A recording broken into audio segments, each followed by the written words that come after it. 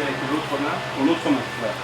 Tessa, depuis près d'un an, a accroché à la pratique du Aikido Self-Défense, un moyen de répondre avec des gestes précis et efficaces à une agression qui peut jaillir de nulle part. Avec cette technique, plus question de se laisser surprendre et surtout pouvoir esquiver le moindre geste violent de son agresseur. La pratique qu'enseigne Jacques est une pratique vraiment de défense. On ne nous demande pas de sauter à la gorge ou de crever les yeux de la personne qui vous agresse. C'est vraiment des techniques simples, basées sur le mouvement, donc accessibles à tous. Et je ne me serais peut-être pas sentie aussi à l'aise sur une autre façon d'enseigner la self-défense. Comme Tessa, les femmes sont de plus en plus nombreuses à s'adonner à cet art de la gestuelle technique dont la base est l'aïkido. Jacques Chervin, justement, est professeur de cet art martial venu tout droit du Japon. Cela fait plus de 20 ans qu'il exerce cette discipline. Depuis 2004, l'Aikido Self-Défense fait son petit bonhomme de chemin.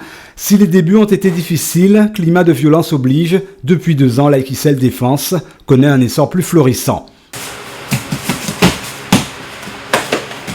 La base du travail, c'est l'aïkido. Donc on se sert des techniques d'aïkido.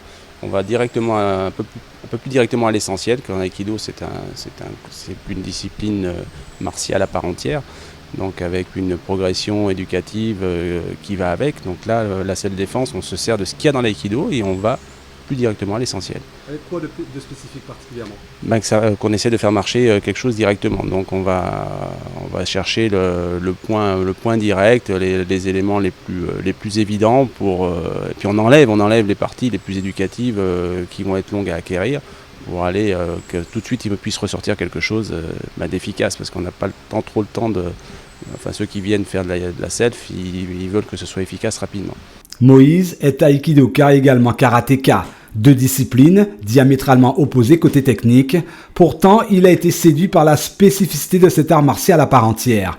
En fait, ça approfondit, on va dire, les connaissances en karaté, quoi. Là, le karaté, c'est plutôt l'attaque, tandis que l'aïkido, c'est la défense, on va dire,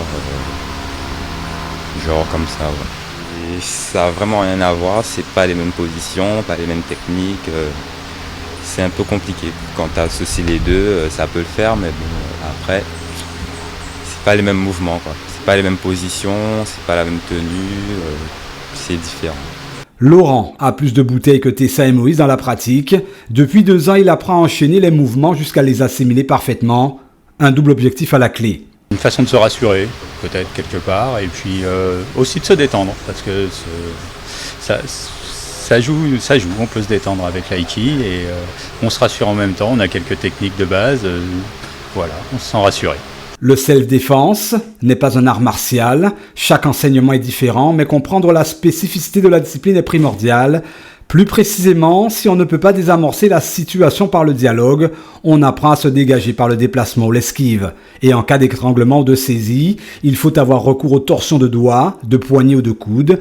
Mais attention, seule la pratique ne suffit pas. C'est pourquoi l'Aikido Self-Défense a une autre vertu, celle de vous enseigner également l'art de garder son sang-froid. Abandonner son bras, c'est retourner et à la frapper.